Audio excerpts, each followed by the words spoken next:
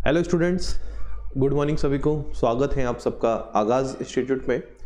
Unit 7 जो science वाली unit है हमारी एमपीपीएससी प्रीलिम्स की, उस यूनिट 7 का तीसरा टॉपिक हम आज स्टार्ट कर रहे हैं। और जो तीसरा टॉपिक है वह है उपग्रह एवं अंतरिक्ष प्रौद्योगिकी और अंतरिक्ष विज्ञान के क्षेत्र में भारत की उपलब्धियां। मतलब हमें उपग्रह टेक्नोलॉजी पूरी पढ़नी है, जो सैटेलाइट टेक्नोलॉजी है, सैटेलाइट होते क्या हैं, कैसे बनते हैं, कितने प्रकार के होते हैं, ये सारी चीज़ें, प्लस जो अंतरिक्ष प्रौद्योगिकी है कि भाई अंतरिक्ष में सैटेलाइट को कैसे भेजा जाता है, सारी अंतरिक्ष प्रौद्योगिकी, अंतरिक्ष टेक्नोलॉजी से रिलेटेड जो बातें हैं उन्हें पढ़ना है। साथ ही साथ अंतरिक्ष विज्ञान के क्षेत्र में भारत की जो उपलब्धियां हैं, जो आज तक भारत ने जो प्रमुख उपलब्धियां हासिल की हैं, उन उपलब्धियों के विषय में हमें बात करना है। चलिए तो करते हैं शुरुआत उपग्रह एवं अंतरिक्ष प्रौद्योगिकी की। सबसे पहले हम बात करेंगे उपग्रह की कि आखिर में उपग्रह होते क्या हैं। ठीक है, उपग्रह को पढ़ने से पहले थोड़ा उपग्रह एवं अंतरिक्ष प्रौद्योगिकी को समझ लेते हैं कि आज कितनी महत्वपूर्ण है यह टेक्नोलॉजी। तो उपग्रह, जिसे हम इंग्लिश में सैटेलाइट कहते हैं, तो उपग्रह और अंतरिक्ष प्रौद्योगिकी, स्पेस टेक्नोलॉजी का क्षेत्र आज के समय में अत्यधिक महत्वपूर्ण है, क्योंकि यह विज्ञान, संचार, मौसम विज्ञान, सैन्य विज्ञान, मौसम पूर्वानुमान, जलवायु परिवर्तन अध्ययन और बहुत से अन्य कार्यों में महत्वपूर्ण भूमिका निभाता है। अंतरिक्ष प्रौद्योगिकी ने मानवता के लिए नई संभावनाएं खोली हैं, जिससे हम अपनी दैनिक गतिविधियों को अधिक प्रभावी, सटीक और सरल तरीके से कर सकते हैं। आपने देखा होगा ना, आज हम वेदर एप्लीकेशन के माध्यम से वेदर का अपडेट ले लेते हैं, कब वर्षा होनी है, कब वर्षा नहीं होनी है, और उसी के अकॉर्डिंग जो है हम हमारे दैनिक कार्यों को भी करते हैं, है ना। पता चल जाएंगे भाई 2 दिन बाद बारिश के योग है, तो हम अगर कुछ ऐसे काम हो जो हमें वर्षा से पहले करना हो तो हम कर लेते हैं, या वर्षा के बाद कर लेते। तो बहुत सारी चीज़ें आज मानव को भी अपने दैनिक जीवन में हेल्प कर रही हैं ये अंतरिक्ष टेक्नोलॉजी। ठीक है, चलिए अब हम बात करते हैं सैटेलाइट्स के बारे में कि आखिर में सैटेलाइट्स होते क्या हैं, उपग्रह कहते किसे हैं। चलिए, तो उपग्रह जनरली वे पिंड होते हैं, उपग्रह जनरली वे पिंड होते हैं जो किसी ग्रह के चारों ओर चक्कर लगाते हैं। जैसे पृथ्वी हमारा एक ग्रह है, तो पृथ्वी के चारों तरफ जो पिंड चक्कर लगाता है ना, पृथ्वी के चारों तरफ जो पिंड चक्कर लगाता है उसे उपग्रह कहा जाता है। अब कुछ उपग्रह ऐसे होते हैं जो प्राकृतिक हैं, जो हम मानवों ने नहीं बनाए, और वो वो पृथ्वी या अन्य किसी ग्रह के चारों ओर क्या कर रहे हैं, चक्कर लगा रहे हैं, तो वो उस ग्रह के हो गए उपग्रह। परंतु कुछ उपग्रह ऐसे होते हैं जो हम मानवों ने तैयार किए, और हम मानव उन्हें तैयार करके पृथ्वी की कक्षा में स्थापित करते हैं, और वो पृथ्वी या अन्य किसी ग्रह के चारों ओर चक्कर लगाते हैं।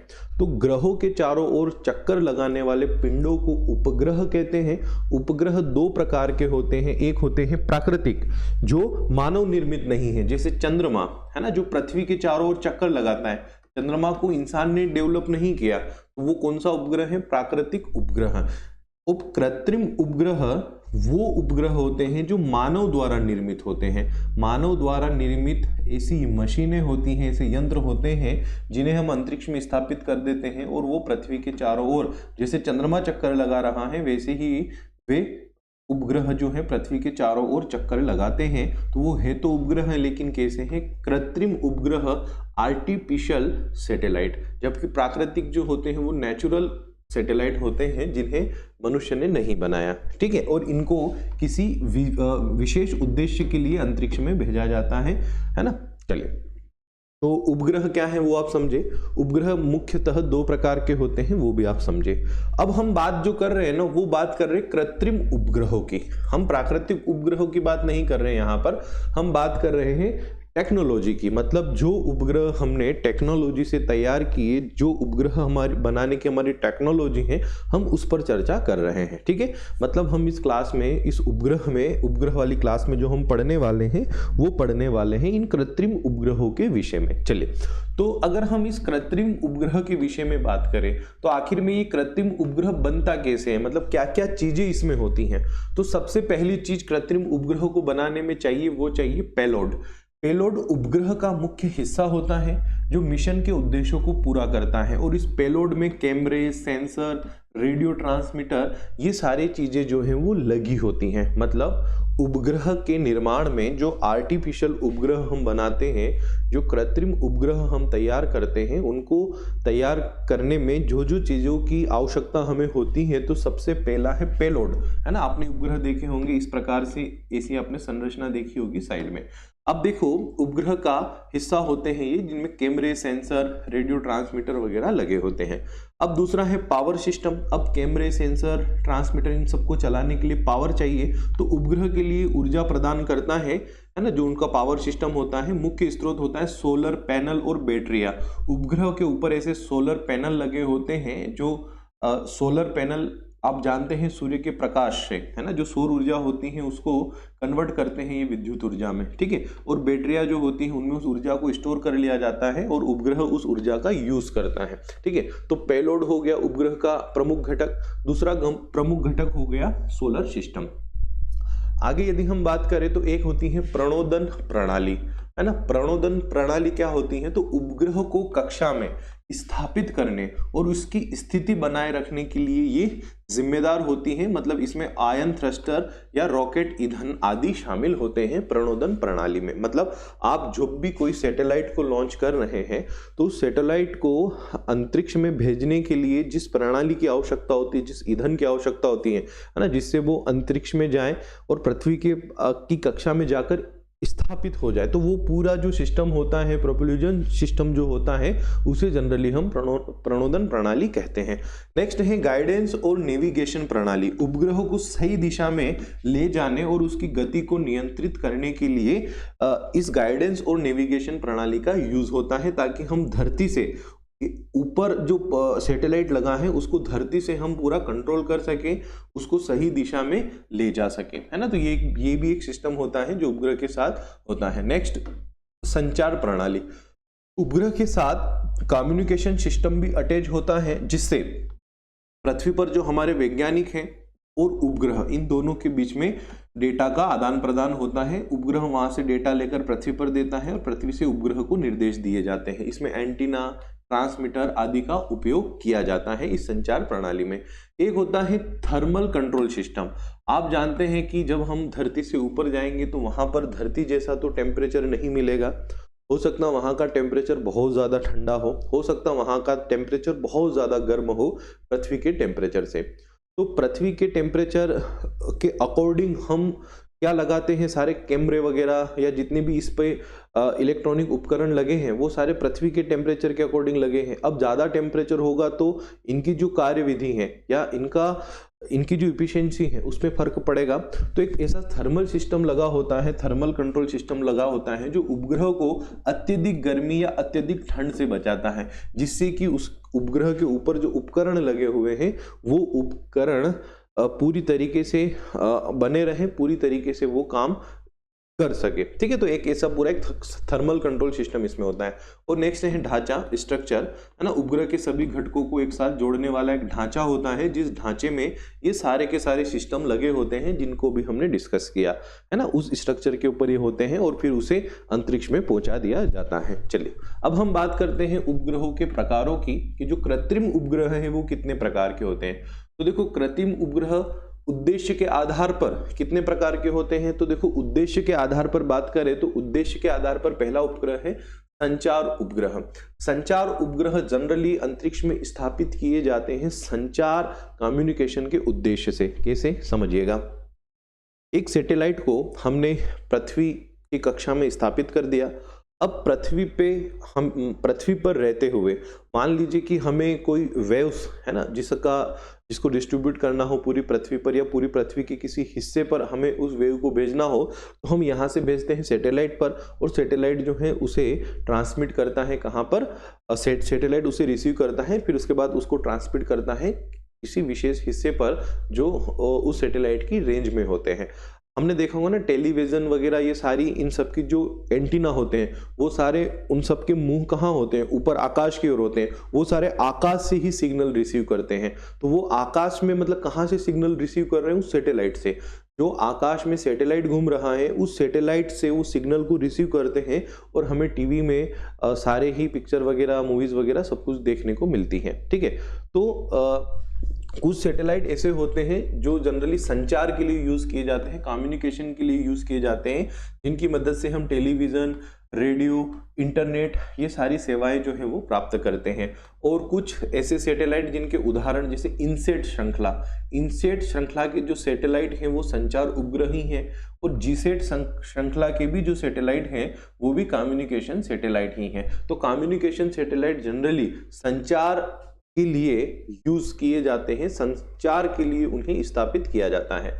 नेक्स्ट सैटेलाइट का प्रकार है पृथ्वी अवलोकन उपग्रह, अर्थ ऑब्जर्वेशन सैटेलाइट्स, EOS, पृथ्वी अवलोकन उपग्रह। अब ये क्या करते हैं, तो देखो मान लो हमें पृथ्वी का अवलोकन करना हो, जैसे पृथ्वी का अवलोकन कैसे, जैसे मान लीजिए कि कितनी फसलों का नुकसान हुआ या किस प्रकार की पृथ्वी पर, हमें मान लीजिए कोई भी अवलोकन करना हो, बारिश का कितनी वर्षा हुई, कहाँ कहाँ पर बाढ़ आई है, और पृथ्वी पर मान लीजिए कहीं पर आग लग चुकी है, तो हमें उस क्षेत्र का अवलोकन करना है कि भाई कहाँ पर आग लगी, कितनी आग लगी, ये सारी चीजें।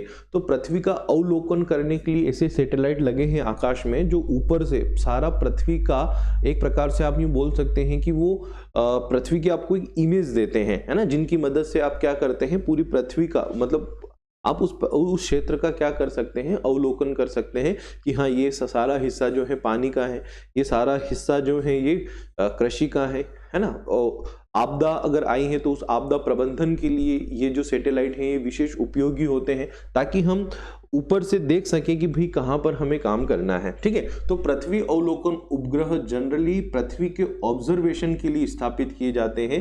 प्राकृतिक संसाधनों, कृषि और आपदा प्रबंधन के लिए इनका यूज होता है। और पृथ्वी अवलोकन उपग्रह में जो कुछ प्रमुख उपग्रह हैं वह है कार्टोसेट, रीसेट। अब आप सोच रहे होंगे सर प्रश्न कैसे होंगे, तो देखो प्रश्न ऐसे होंगे यहाँ से, इनसेट श्रृंखला के उपग्रह किस प्रकार के उपग्रह हैं, संचार उपग्रह, पृथ्वी अवलोकन उपग्रह या नेविगेशन उपग्रह। तो आपका उत्तर होगा इनसेट श्रृंखला के कैसे हैं, संचार। अगर वो कार्टोसेट का है तो कैसे हैं, पृथ्वी अवलोकन उपग्रह है।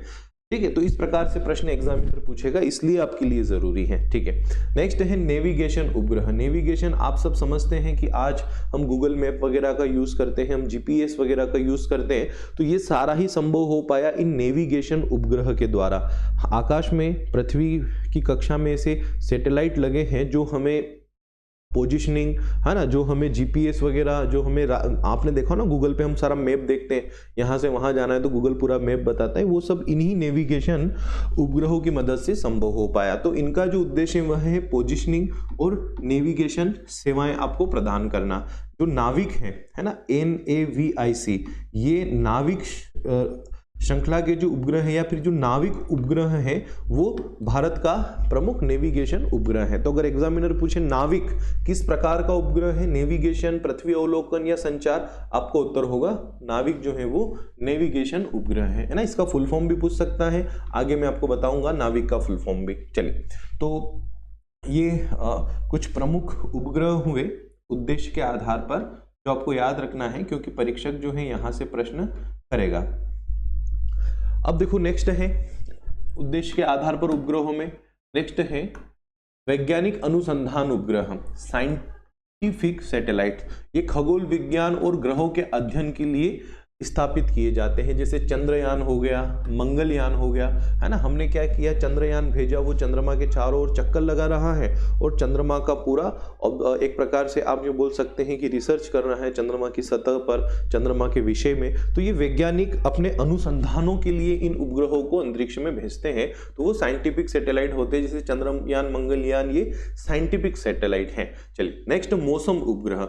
ये मौसम उपग्रह जनरली मौसम से संबंधित जानकारियां, जलवायु परिवर्तन और जलवायु से संबंधित जानकारियां देते हैं, जैसे कहीं कोई तूफान आ रहा है, मौसम कब बारिश होगी, कब क्या मौसम रहेगा, है ना, कब गर्मी ज्यादा होगी, कब ठंड ज्यादा होगी। तो इस प्रकार की सारी जो जानकारियां हैं वो मौसम उपग्रहों से, इन वेदर सैटेलाइट से प्राप्त की जाती हैं। और इस श्रेणी में जो उपग्रह आते हैं वो आते हैं इनसेट श्रृंखला के जो उपग्रह हैं वो मौसम उपग्रह हैं, है ना। इनसेट श्रृंखला के जो उपग्रह हैं वो मौसम उपग्रह हैं। ठीक है, यहाँ पर भी हमने देखा इनसेट श्रृंखला में संचार उपग्रह और इनसेट श्रृंखला के जो उपग्रह है वो कौन से उपग्रह हैं, मौसम। आगे हम इस पर भी चर्चा करेंगे। चलिए अब बात करते हैं कक्षा के आधार पर। कक्षा के आधार पर भी कुछ उपग्रह हैं। कक्षा का मतलब ये है कि आप इस उपग्रह को पृथ्वी से कितना ऊपर स्थापित कर रहे हैं। पृथ्वी की विभिन्न कक्षाएं हैं, है ना, तो आप इस उपग्रह को पृथ्वी से कितना दूरी पर स्थापित कर रहे हैं उस आधार पर हम बात कर रहे हैं। मतलब पृथ्वी से उपग्रह को आकाश में कितना दूर स्थापित किया गया, उस आधार पर अगर हम उपग्रहों के प्रकार देखें तो उस आधार पर पहला प्रकार है निम्न पृथ्वी कक्षा वाला उपग्रह, मतलब लो अर्थ ऑर्बिट, जो पृथ्वी से 200 से लेकर 2000 किलोमीटर की ऊंचाई पर स्थापित किया जाता है। और इस प्रकार के उपग्रह जनरली रिमोट सेंसिंग उपग्रह होते हैं, है ना, जो ऊपर से सारी जानकारियां पृथ्वी के बारे में देते हैं। कहाँ पानी है, कहाँ कृषि है, कहाँ पर पहाड़ है, कहाँ पर नदी है, ये सारी ही जानकारियां जनरली ये उपग्रह देते हैं। तो ये पृथ्वी से 200 से लेकर 2000 किलोमीटर की ऊंचाई पर स्थापित होते हैं। मध्यम पृथ्वी कक्षा वाले उपग्रह मीडियम अर्थ ऑर्बिट MEO, ये पृथ्वी से लगभग 2000 से लेकर 35,786 किलोमीटर की ऊंचाई पर होते हैं और ये जनरली नेविगेशन उपग्रह होते हैं। जो अभी हमने देखा था ना नेविगेशन उपग्रह, वो जनरली मध्यम पृथ्वी कक्षा में स्थापित किए जाते हैं। चलिए एक है भू स्थिर कक्षा, ये परीक्षा में प्रश्न पूछा भी जाता है। भू स्थिर कक्षा 35,786 किलोमीटर की ऊंचाई पर, है ना, मतलब उससे ऊंचाई पर जो उपग्रह स्थापित होते हैं वो जनरली जियो स्टेशनरी ऑर्बिट वाले उपग्रह होते हैं। भू स्थिर कक्षा में वो स्थापित होते हैं। संचार और मौसम से संबंधित जो उपग्रह हैं वो इसी कक्षा में स्थापित किए जाते हैं। एक है ध्रुवी कक्षा पोलर ऑर्बिट, ध्रुवी क्षेत्रों से गुजरने वाली कक्षाएं, है ना, पृथ्वी अवलोकन उपग्रह, ये जनरली पृथ्वी के अवलोकन के लिए स्थापित किए जाते हैं। तो जो ध्रुवी क्षेत्रों से पृथ्वी के ध्रुवी क्षेत्रों से गुजरने वाली जो कक्षाएं हैं, है ना, जो पृथ्वी के ध्रुवी क्षेत्रों से होकर गुजरती हैं, मतलब ऐसी कक्षा जो पृथ्वी के ध्रुवी क्षेत्रों से होकर जाती हैं, जो पृथ्वी के 2 ध्रुव हैं उत्तर दक्षिण, उन ध्रुवी क्षेत्रों से होकर जो पृथ्वी की कक्षा हैं उसमें जनरली ये स्थापित किए जाते हैं, है ना। जो पृथ्वी अवलोकन उपग्रह है वो जनरली ध्रुवी कक्षा में ही स्थापित होता है। तो अगर एग्जामिनर आपसे प्रश्न कर ले कि संचार और मौसम उपग्रह पृथ्वी की कौन सी कक्षा में स्थापित होते हैं, आप कहेंगे जियो स्टेशनरी ऑर्बिट में। अगर नेविगेशन उपग्रह कौन सी कक्षा में होते हैं तो मीडियम अर्थ ऑर्बिट में। रिमोट सेंसिंग किस में होते हैं तो लो अर्थ ऑर्बिट में। या पृथ्वी अवलोकन उपग्रह कौन सी कक्षा में होते हैं तो ध्रुवी कक्षा में। ये आपको याद रखना है, यहां से ये प्रश्न परीक्षा में बन सकता है। ठीक है, तो ये पृथ्वी उपग्रहों के हमने 2 प्रकार देखे, उद्देश्य के आधार पर और कक्षा के आधार पर। चलिए अब हम बात करते हैं उपग्रह प्रक्षेपण यान। उपग्रह को आकाश में कैसे भेजा जाता है। देखो मैं एक सिंपल सी गणित बताता हूं आपको, सिंपल से शब्दों में समझाता हूं, समझ लेना। आपने दिवाली पर पटाखे जरूर जलाए होंगे। अब आजकल भी लोग करते हैं, पहले भी बहुत करते थे, कि जो सुतली बम आता है ना, देखा है ना सबने सुतली बम, जिसको रस्सी बम या बहुत सारे नामों से जाना जाता है, ग्रीन कलर का जो होता है। तो उसको क्या करते थे पहले कि उसको जलाया और उसके ऊपर कोई टीन का या प्लास्टिक का कोई डब्बा रख दिया, जनरली लोहे का डब्बा रखते थे, है ना, मैदान वगैरह में जाकर, है ना, और लोहे का डब्बा ऊपर रख दिया। अब जैसे ही वो विस्फोट होगा, जैसे ही वो बम जो रस्सी बम है, जैसे ही उसमें विस्फोट होगा, वो डब्बा जो है आपने उसके ऊपर रखा वो उड़कर ऊपर जाएगा। ठीक है, सबको पता है ना ये बात, इसी प्रकार से होता है। अगर हमने पटाखा जलाया और जैसे ही वो फूटेगा तो उसके ऊपर जो डब्बा रखा है ना, वो उड़कर ऊपर जाएगा। कोई ग्लास वगैरह भी रखो, कुछ भी आप उसके ऊपर हार्ड मेटल की कोई भी वस्तु रखते हैं और वो उड़कर ऊपर जाती है। अब सोचिए कि वो उड़कर ऊपर गई और जहां से अब वो नीचे गिर रही हैं, जैसे वो नीचे, मतलब जहां से, जिस बिंदु से उसको नीचे गिरना है उसी बिंदु पर मान लो उसमें एक और सुतली बम फूट जाए। तो कल्पना करो कि उसी बिंदु पर एक और सुतली बम अगर उसमें फूट जाए तो फिर क्या होगा, वो और ऊपर जाएगा ना।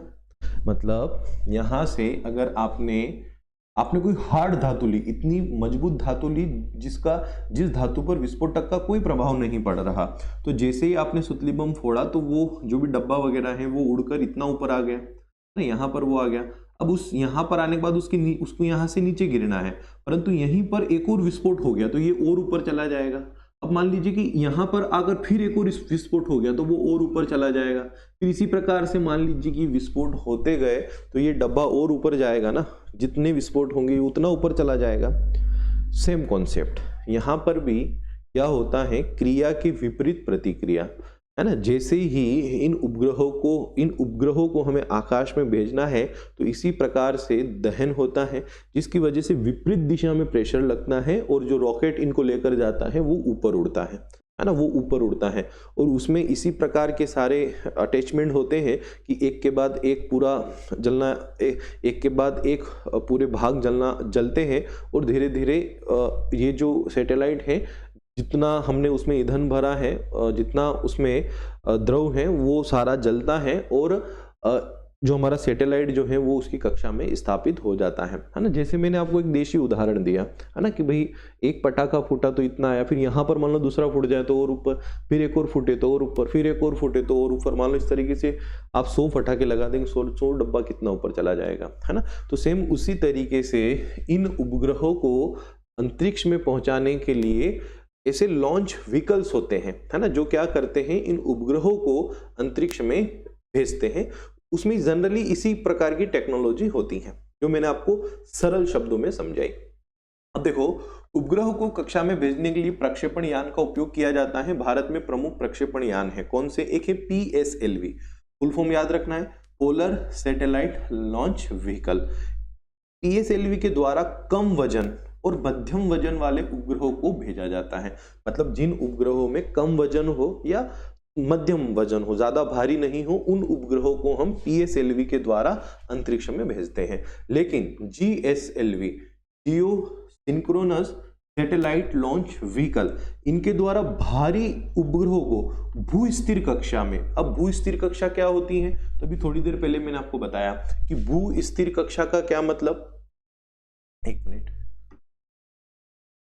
भू-स्थिर कक्षा जिसके विषय में अभी हमने बात की 35,786 किलोमीटर की ऊंचाई पर, तो इस भू-स्थिर कक्षा में भेजने के लिए जनरली हम यूज करते हैं GSLV का, है ना। GSLV ये लॉन्च व्हीकल है, इसके द्वारा भारी उपग्रहों को भू-स्थिर कक्षा में भेजा जाता है।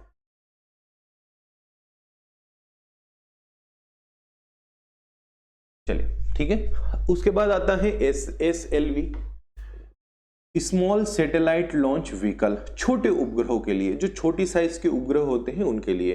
रीयूजेबल लॉन्च व्हीकल RLV, भविष्य में पुनः उपयोग योग्य प्रक्षेपण यान। मतलब रीयूजेबल लॉन्च व्हीकल ऐसा लॉन्च व्हीकल है ना, जिसको आप फिर से यूज कर सकते हो, दोबारा उसके द्वारा आप सैटेलाइट को अंतरिक्ष में भेज सकते हो। ठीक है, तो ये इनके फुल फॉर्म जरूरी है ना, ये परीक्षा में पूछे जा सकते हैं। चलिए अब हम बात करते हैं आगे उपग्रह प्रौद्योगिकी के अनुप्रयोग। मतलब उपग्रह प्रौद्योगिकी जो है इसके यूज कहाँ कहाँ पर है, तो संचार और इंटरनेट में यूज है, नेविगेशन और परिवहन में, है ना, जैसे GPS वगैरह इनमें, पृथ्वी के अवलोकन में जैसे पर्यावरण संरक्षण, आपदा प्रबंधन, इनमें हम सैटेलाइट का यूज करते हैं। मौसम विज्ञान, है ना, मौसम विज्ञान में सैटेलाइट का यूज होता है, जिससे हम मौसमों का सटीक अनुमान लगा लेते हैं। रक्षा और सुरक्षा में, वैज्ञानिक अनुसंधानों में, है ना, जैसे सौर प्रणाली, ब्रह्मांड का अध्ययन, ये सारा ही इन सैटेलाइट के द्वारा ही संभव हो पाया। तो सैटेलाइट क्या होते हैं, मैं फिर से रिपीट करूंगा, सैटेलाइट दो प्रकार के होते हैं, एक प्राकृतिक और एक कृत्रिम। कृत्रिम सैटेलाइट क्या होते हैं, तो मानव द्वारा निर्मित होते हैं, प्राकृतिक मनुष्य द्वारा निर्मित नहीं होते हैं। प्राकृतिक रूप से वो पृथ्वी के चारों तरफ चक्कर लगाते हैं। जो कृत्रिम सैटेलाइट हैं, जो आर्टिफिशियल सैटेलाइट हैं, उनके निर्माण में बहुत सारे घटक होते हैं, कैमरे होते हैं, पेलोड होते हैं, संचार सिस्टम होता है, कम्युनिकेशन पूरा सिस्टम होता है, वो सब हमने देखा। फिर उसके बाद हमने देखा कि सैटेलाइट भी कुछ प्रकार के होते हैं उद्देश्य के आधार पर, और पृथ्वी की कक्षा, जिस कक्षा में वो स्थापित हो रहे हैं उस कक्षा के आधार पर इनके कुछ प्रकार होते हैं।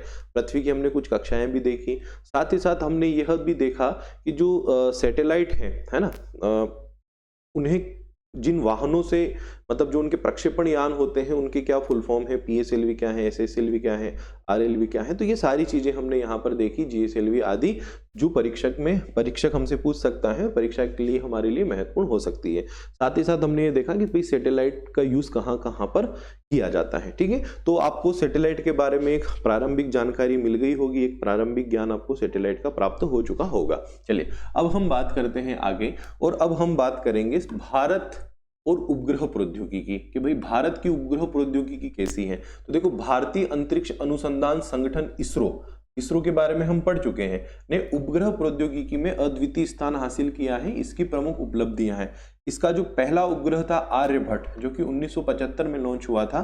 फिर ये चंद्रमा और मंगल पर भी इसने मिशन भेजे हैं, और कम लागत पर सफल उपग्रह प्रक्षेपण, ये भारत के इसरो की विशेषता है कि हम कम लागत पर सफल उपग्रह को अंतरिक्ष में भेजते हैं। और स्वदेशी नेविगेशन प्रणाली है हमारी, जिसका नाम है नाविक। अगर ये प्रश्न कभी परीक्षा में आ जाए कि भारत की अपनी स्वदेशी नेविगेशन प्रणाली कौन सी है, तो आपको उत्तर होगा नाविक, NAVIC। आगे इसका फुल फॉर्म भी बताऊंगा। चलिए अब भारत के कुछ हम प्रमुख उपग्रहों की बात कर लेते हैं कि भारत के कुछ प्रमुख उपग्रह कौन से हैं। तो देखो, भारत का सबसे पहला उपग्रह आप सब जानते हैं आर्यभट्ट, है ना। आर्यभट्ट, इसका नाम प्रसिद्ध भारतीय गणितज्ञ और खगोल शास्त्री आर्यभट्ट के नाम पर रखा गया, जिन्होंने 5वीं सदी में गणित और खगोल शास्त्र के क्षेत्र में महत्वपूर्ण योगदान दिया था। 19 अप्रैल 1975 को इसको लॉन्च किया था। सोवियत संघ, वर्तमान में रूस नाम से जाना जाता है, इसका एक क्षेत्र है कॉस्मोड्रोम, है ना, बैकनूर, यहाँ से इसे लॉन्च किया था। और कॉस्मोस 3M ये लॉन्च वाहन था, है ना। जैसे भारत के पास है PSLV, GSLV, उसी प्रकार से ये रशिया का लॉन्च वाहन था कॉस्मोस 3M, जिससे इसको लॉन्च किया था। 360 किलोग्राम इसका वजन था, किसका, आर्यभट्ट का। और इसका जो उद्देश्य था, आर्यभट्ट को लॉन्च किया था, तो आर्यभट्ट को लॉन्च करने के पीछे के जो उद्देश्य थे, पृथ्वी के ऊपर अंतरिक्ष प्रौद्योगिकी का परीक्षण करना, खगोल विज्ञान, सौर प्रणाली और ब्रह्मांडीय विकिरण का अध्ययन करना, वायुमंडलीय और सौर गतिविधियों पर शोध करना। मतलब एक प्रकार से आप यूं बोल सकते हो कि ये वैज्ञानिक उपग्रह था। आर्यभट्ट किस प्रकार का था, अगर ऐसा भी प्रश्न आ जाए कि आर्यभट्ट संचार उपग्रह था, आर्यभट्ट नेविगेशन उपग्रह था, या आर्यभट्ट मौसम से संबंधित उपग्रह था, तो आर्यभट्ट एक वैज्ञानिक साइंटिफिक सैटेलाइट था, है ना। उसने वैज्ञानिक रिसर्च किए, ठीक है, ये आपको याद रखना है। अब इस मिशन की विशेषताएं वगैरह सारी लिखी हैं कि भाई इसमें क्या क्या विशेषताएं थी। तो आर्यभट्ट में सारी चीजें शामिल थी। इसके पेलोड्स में, जो पेलोड्स थे, है ना, उनमें एक्सरे, सोलर एस्ट्रोनॉमी, अल्ट्रावायलेट और सौर परीक्षण का अध्ययन, पृथ्वी के वातावरण और वायुमंडलीय आयनमंडल का निरीक्षण, ये सारी चीजें उसके पेलोड्स में जो है वो शामिल थी। ठीक है, मैं नोट्स में आपको दे दूंगा, आप इन्हें पढ़ लीजिएगा, है ना। नोट्स में सारी चीजें डिटेल में लिखी हैं, आप इनको पढ़ सकते हैं। भाई प्रारंभ में क्या समस्याएं आई, आर्यभट्ट को जब लॉन्च किया गया तो उसमें क्या समस्याएं, तो ये सारी लिखी हैं कि आर्यभट्ट उपग्रह ने लॉन्च के बाद कुछ तकनीकी समस्याओं का सामना किया था। उपग्रह का पावर सिस्टम जल्दी फेल हो गया था, जिससे उपग्रह का संपर्क स्थापित करना मुश्किल हो गया था। इसके बावजूद उपग्रह ने कुछ समय के लिए डेटा भेजा और विभिन्न वैज्ञानिक प्रयोग किए। ठीक है, तो अगर एग्जामिनर आपसे ऐसा प्रश्न करे कि भाई आर्यभट्ट जिसे भारत ने लॉन्च किया था, तो उसमें क्या तकनीकी समस्या आई थी, तो उसका जो पावर सिस्टम था ना, वो फेल हो गया था आर्यभट्ट का। ठीक है, अब महत्वपूर्ण घटना है, तो लॉन्च हुआ 19 अप्रैल 1975 को ये लॉन्च हुआ। ठीक है, इसकी विफलता क्यों आई, तो विफलता आई कि भाई इसमें पावर सिस्टम जो है वो गड़बड़ हो गया था। अब इसने क्या योगदान दिया, क्या क्या चीजें भारत ने इसके द्वारा हासिल की, तो भारत ने इसके द्वारा कुछ डेटा हासिल किया, है ना, जो डेटा आपको यहाँ पर पूरा नोट्स में लिखा हुआ मिल जाएगा। मैं यहाँ नहीं पढ़ूंगा क्योंकि इसमें समझाने जैसा कुछ नहीं है ना, समझाने जैसा कुछ नहीं है, तो आप नोट्स में पढ़ लीजिएगा। यहाँ पर भी आपको बोर्ड में दिखाई दे रहा है, आप स्क्रीनशॉट भी लेकर इसे पढ़ सकते हैं। ठीक है, क्योंकि मैंने ये जो नोट्स डिजाइन किए हैं, तो ये मतलब प्री के साथ साथ आपको मेंस में भी हेल्प करेंगे, है ना। तो अभी हम प्री के लिए पढ़ रहे हैं, तो मैं उन्हीं फैक्ट्स पर ज़्यादा ध्यान दूंगा जो प्री के लिए महत्वपूर्ण है। बाकी आप इन्हें मेंस के लिए भी तैयार कर सकते हैं। ठीक है, अब हम दूसरे उपग्रह की बात करें, भारत का दूसरा उपग्रह, तो वो था भास्कर फर्स्ट और भास्कर सेकंड। भास्कर फर्स्ट, इसको लॉन्च किया था 7 जून 1979 को। लॉन्च स्थल ये भी रूस था, है ना। लॉन्च वाहन इंटर कॉस्मोस रॉकेट से इसको लॉन्च किया था। इसका वजन था 442 किलोग्राम। मतलब अभी भी हमारे पास खुद का लॉन्च व्हीकल नहीं है, अभी भी हम रशिया की ही मदद से लॉन्च कर रहे हैं भास्कर। अब ये क्या था, तो यह उपग्रह पृथ्वी की सतह के रिमोट सेंसिंग उद्देश्यों के लिए डिजाइन किया गया था। जैसे भूमि उपयोग, वन आवरण, कृषि, जल संसाधन, प्राकृतिक आपदाओं के अध्ययन के लिए उसका उपयोग किया गया। यह उपग्रह पृथ्वी के वातावरण, जलवायु परिवर्तन और पर्यावरणीय स्थितियों का अध्ययन करने में सहायक था। मतलब भास्कर फर्स्ट जो था वो रिमोट सेंसिंग सैटेलाइट था, जबकि आर्यभट्ट साइंटिफिक सैटेलाइट था। ये आपको याद रखना है, ठीक है, ये आपको याद रखना है। और ये कब और कहां से लॉन्च किया गया, ये सारी चीजें आपको मैंने बताई हैं, और कुछ एक्स्ट्रा फैक्ट्स भी आपको नोट्स में मिलेंगे जो भी आपको पढ़ लेना है। चलिए नेक्स्ट हम देखें भास्कर 2। भास्कर 2 20 नवंबर 1981 को रूस से ही इसको लॉन्च किया गया। इंटर कॉस्मोस रॉकेट का नाम था। 444 किलोग्राम इसका वजन था। अब भास्कर फर्स्ट की सफलता के बाद भास्कर 2 आया। अब भास्कर 2 किस प्रकार का था, तो ये बेहतर रिमोट सेंसिंग क्षमताओं के साथ विकसित किया गया था। मतलब भास्कर 2 को भास्कर 1 से भी और बेहतर रिमोट सेंसिंग के लिए डिजाइन किया गया था। मतलब ये भी जो था वो रिमोट सेंसिंग सैटेलाइट ही था। भास्कर सेकंड जो है यह भी रिमोट सेंसिंग सैटेलाइट ही था। भास्कर 2 में उन्नत कैमरे और सेंसर थे जो उच्च गुणवत्ता की तस्वीरें ले सकते थे। इसने उपग्रह ने हर दिन 250 किलोमीटर के क्षेत्र का अवलोकन किया। भूमि उपयोग, कृषि गतिविधियों, जल संसाधन और अन्य पर्यावरणीय कारकों का इसने डेटा ग्रहण किया, एकत्र किया। भास्कर 2 उपग्रह से प्राप्त डेटा को विशेष रूप से भारत सरकार और अनुसंधान संस्थानों द्वारा उपयोग किया गया। मतलब ये दोनों ही बड़े महत्वपूर्ण हैं। इन दोनों का संयुक्त महत्व है। कभी एग्जामिनर प्रश्न कर लें तो भाई इन्होंने पृथ्वी अवलोकन की पहल की, अर्थ विज्ञान और पर्यावरण में इन्होंने योगदान दिया, है ना। जनरली मेंस के लिए महत्वपूर्ण है, प्रीलिम्स में तो ऐसे प्रश्न वो नहीं करेगा। चलिए तो अब हम बात करते हैं रोहिणी श्रृंखला के उपग्रह, है ना। रोहिणी श्रृंखला के जो उपग्रह लॉन्च हुए थोड़ा उन पर चर्चा करते हैं। तो रोहिणी उपग्रह श्रृंखला भारत के लिए एक ऐतिहासिक उपलब्धि थी, क्योंकि, है ना, विशेष ध्यान देना, क्योंकि यह पहली बार था जब भारत ने अपने स्वयं के लॉन्च वाहन से, जिसका नाम था SLV-3 का उपयोग किया, है ना। और भारत के अंतरिक्ष कार्यक्रम को स्वदेशी क्षमता प्राप्त प्रदान करने के लिए एक महत्वपूर्ण कदम थी। मतलब अभी तक तो हमने जो उपग्रह भेजे, चाहे भास्कर फर्स्ट हो, भास्कर सेकंड हो, चाहे आर्यभट्ट हो, वो रशिया के लॉन्च व्हीकल से भेजे, परंतु अब हमने खुद का लॉन्च वाहन SLV-3 जिससे हमने इन उपग्रहों को भेजा। हमने रोहिणी टेक्नोलॉजी पेलोड RTP को 1979 में भेजा, जो कि असफल रहा। ठीक है, कोई बात नहीं, ट्राई अगेन। फिर रोहिणी सैटेलाइट RS-1 1980 में भेजा, जो कि सफल रहा। फिर रोहिणी सैटेलाइट 2 1981 में भेजा, SLV-3 से ये भी सफल रहा। रोहिणी सैटेलाइट RSG-2 1983 में भेजा और ये भी सफल रहा। मतलब रोहिणी टेक्नोलॉजी पेलोड RTP जो था वो असफल रहा, परंतु उसके बाद जो 3 सैटेलाइट रोहिणी सैटेलाइट भेजे गए वो सफल रहे। तो अगर एग्जामिनर प्रश्न कर ले कि भारत ने खुद के लॉन्च व्हीकल से कौन सा सैटेलाइट सबसे पहले अंतरिक्ष में भेजा था, तो वो था रोहिणी, है ना, रोहिणी टेक्नोलॉजी पेलोड, परंतु ये असफल रहा। अब वो पूछे कौन सा सफल सैटेलाइट भेजा था, तो वो रोहिणी सैटेलाइट 1 था, जो कि 1980 में भेजा था। मतलब भारत 1980 में खुद के लॉन्च व्हीकल से अंतरिक्ष में सैटेलाइट भेजने में सफल रहा 1980 में। उससे पहले हम रशिया के सहयोग से अंतरिक्ष में हमारे सैटेलाइट को भेजते थे। ठीक है, चलिए, और ये वाहन का नाम भी याद रखना है, SLV-3।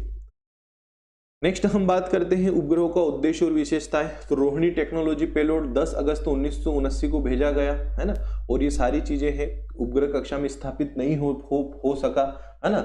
मतलब ये अंतरिक्ष में गया तो है, परंतु ये कक्षा में स्थापित नहीं हो सका। ठीक है, ये आपको याद रखना है।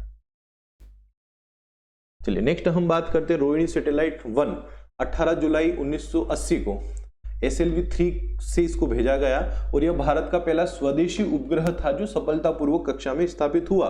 रोहिणी जो शुरू का था वो स्थापित नहीं हो पाया, है ना, ये कक्षा में स्थापित हो पाया। फिर दूसरा भेजा हमने सफल, मतलब जो दूसरा सफल भेजा वो भेजा 31 मई 1981 से 81 में इसने पृथ्वी से संबंधित डेटा को संग्रहित किया। फिर रोहिणी सैटेलाइट D2 17 अप्रैल 1983 को, है ना, इसने भी पृथ्वी की सतह का अध्ययन किया। और हम एक प्रकार से बोल सकते हैं कि हम अब अंतरिक्ष में उपग्रहों को भेजने में आत्मनिर्भर बन गए। अब हमारा खुद का लॉन्च व्हीकल है ना। तो क्या योगदान रहा? तो भाई स्वदेशी प्रौद्योगिकी हमने डेवलप कर ली, अंतरिक्ष यान का हमने विकास कर लिया, SLV 3 के बाद हमने PSLV, GSLV सब कुछ बनाए, अंतरिक्ष में स्वतंत्र हो गया भारत, है ना, क्योंकि अब हमें रशिया के ऊपर निर्भर नहीं रहना पड़ा, है ना, और पृथ्वी का अवलोकन, ये सारी चीजें हमने हमारी स्वदेशी तकनीक से करना शुरू की। ठीक है, रोहिणी श्रृंखला का क्या महत्व है? तो रोहिणी श्रृंखला का महत्व भी यहाँ लिखा है कि यह श्रृंखला भारत के अंतरिक्ष कार्यक्रम के इतिहास में मील का पत्थर है।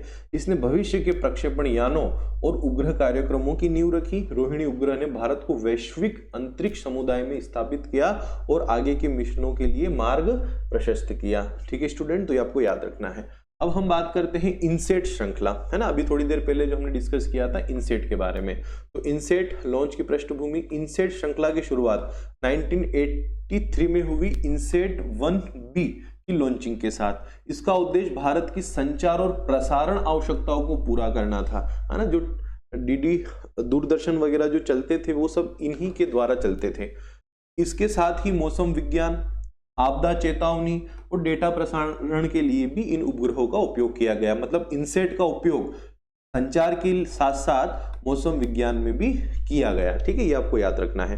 अब प्रमुख उद्देश्य, है ना, इनसेट श्रृंखला के जो उपग्रह हैं उनका प्रमुख उद्देश्य संचार सेवाएं, मौसम विज्ञान, आपदा प्रबंधन, डेटा प्रसारण, है ना, दूर दराज के क्षेत्रों में डेटा और सूचना का प्रसारण, ये इनका प्रमुख उद्देश्य था।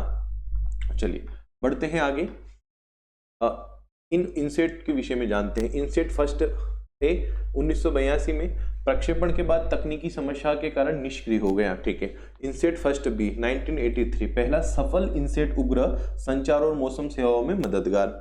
इनसेट फर्स्ट सी 1988 प्रक्षेपण में असफल रहा, लॉन्च नहीं हुआ सही से। INSAT first D 1990 INSAT first श्रृंखला का अंतिम उपग्रह। ठीक है, तो ये कुछ इनसेट श्रृंखला के उपग्रह हैं शुरुआती, जिनके बारे में हमने यहाँ पर डिस्कशन किया। चलिए अब बढ़ते हैं हम आगे।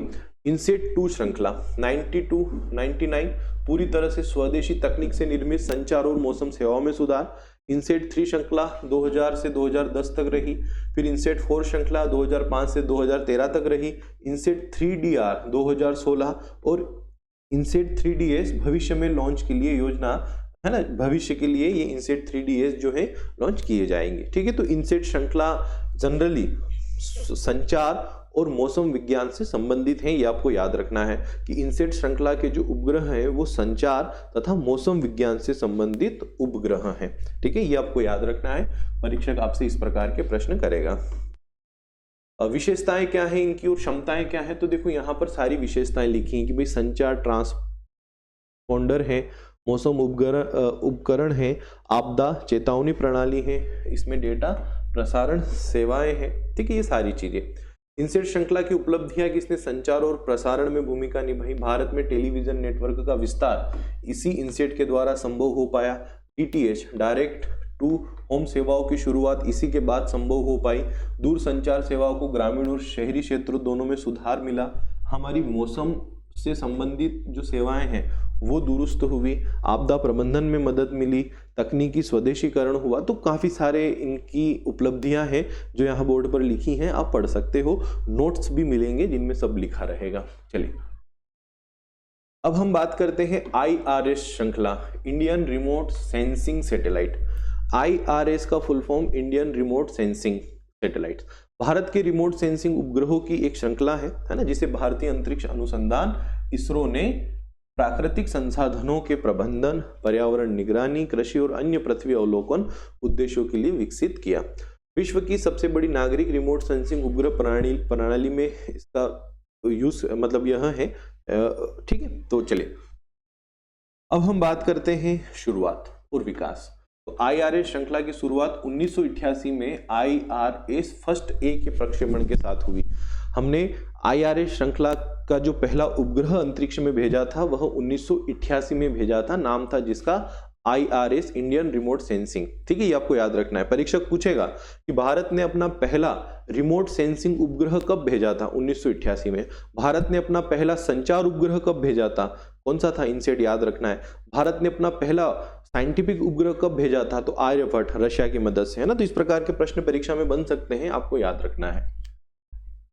चलिए, प्रमुख IRS और उपग्रह, उनका विवरण। जैसे IRS फर्स्ट ए 1988 में पहला रिमोट सेंसिंग उपग्रह था, ठीक है। IRS फर्स्ट बी 1991 में 72 रिजोल्यूशन कैमरों के साथ इसको भेजा गया था। नेक्स्ट हम बात करें तो IRS फर्स्ट सी 95 में, IRS फर्स्ट डी 97 में, IRS P3 96 में, IRS P4 99 में, IRS P6 2003 में, IRS P5 2005 में, है ना। कार्टोसेट जो है वो भी IRS श्रृंखला का ही है, 2007 में, है ना। और रिसोर्स सेट, है ना, रिसोर्स सेट और 2A ये 2011 और 2016 में, और रीसेट, है ना। ये सब नाम याद रखना है, परीक्षक पूछेगा कि भाई ये कौन किस प्रकार का उपग्रह है। रीसेट श्रृंखला, है ना, 2009 से। तो ये सारे के सारे उपग्रह हैं, ये सब रिमोट सेंसिंग उपग्रह हैं। आपको यहाँ से सन वगैरह याद नहीं हो तो कोई ज्यादा परेशानी नहीं है, आप सिर्फ प्रथम कब भेजा गया था वो सन याद रख लीजिएगा। इसमें आप एक कार्टोसेट का सन याद रख लीजिएगा, है ना। बस ये सन आपको याद रख लेना है। बाकी जो सबसे मेन इंपॉर्टेंट है वो ये है कि कौन सा उपग्रह किस प्रकार का है। कार्टोसेट संचार है, रिमोट सेंसिंग है या साइंटिफिक है, बताइए कौन सा है ना। इस प्रकार के प्रश्न एग्जामिनर करेगा, तो आपको याद रखना है। चलिए, अब इनकी विशेषता क्या थी, तो विशेषता यहाँ पर लिखी है, आप पढ़ सकते हैं, नोट्स आपको मिलेंगे, नोट्स में भी सारा डेटा लिखा हुआ है। मैं नहीं पढ़ूंगा क्योंकि इनमें समझने जैसा कुछ नहीं है, आप पढ़ेंगे आपको पता चल जाएगा, मेंस वगैरह में पूछे जाते तो लिखने के लिए है, ठीक है। चलिए, अब बढ़ते हैं आगे। उपयोग और योगदान, तो इनका उपयोग कृषि में है ना, पर्यावरण में इनका उपयोग है, उसके साथ साथ शहरी नियोजन और विकास में उपयोग है, आपदा प्रबंधन में उपयोग है, वन और पारिस्थितिकी में इनका उपयोग है। तो ये सारे जो फैक्ट है आपको याद रखना है। और प्रमुख उपलब्धियां भी आपको याद रखना है कि विश्व स्तरीय प्रणाली IRS श्रृंखला ने भारत को रिमोट सेंसिंग में वैश्विक नेता बनाया। कई देशों का डेटा सेवाएं प्रदान की गई, स्वदेशी प्रौद्योगिकी है और विविध अनुप्रयोग हमने किए हैं। तो ये सारी चीजें हैं, आपको याद रखना है, परीक्षा के लिए महत्वपूर्ण हो सकती हैं, ठीक है स्टूडेंट। चलिए, बढ़ते हैं आगे। जीसैट श्रृंखला, है ना, जीसैट श्रृंखला, जियो स्टेशनरी सैटेलाइट। अब जियो स्टेशनरी सैटेलाइट भारत की भू-स्थिर उपग्रह श्रृंखला है, जिसे भारतीय अंतरिक्ष अनुसंधान संगठन इसरो ने संचार सेवाओं, टेलीविजन प्रसारण, इंटरनेट और सामरिक उपयोग के लिए विकसित किया है।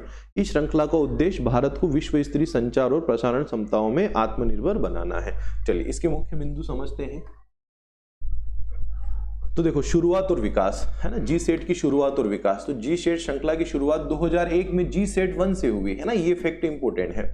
इसे भारत के संचार नेटवर्क को मजबूत करने और ग्रामीण तथा दूर दराज के क्षेत्रों तक सेवाएं पहुंचाने के उद्देश्य से इसे विकसित किया गया। इसके उद्देश्य क्या थे, तो आप यहाँ पर उद्देश्य पढ़ सकते हैं कि भाई टेलीफोन और मोबाइल संचार सेवाएं प्रदान करना, टेलीविजन प्रसारण DTH सेवाएं देना, इंटरनेट और ब्रॉडबैंड सेवाएं देना, सामरिक और रक्षा उपयोग करना, मौसम विज्ञान और आपदा प्रबंधन में सहायता।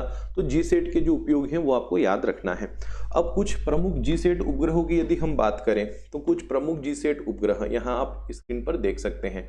जीसैट 1 2001 में, जीसैट 2, जीसैट 3, है ना। अब वो देखो किसका उद्देश्य क्या था वो सब लिखा है। जीसैट 1 प्रौद्योगिकी प्रदर्शन का उपग्रह था, जीसैट 2 संचार सेवाओं का विस्तार किया गया, जीसैट 3 जिसको एजुसेट के नाम से भी जानते हैं, ये एजुसेट था 2004 में, शिक्षा सेवाओं के लिए समर्पित था, है ना। ऐसे प्रश्न आते हैं परीक्षा में।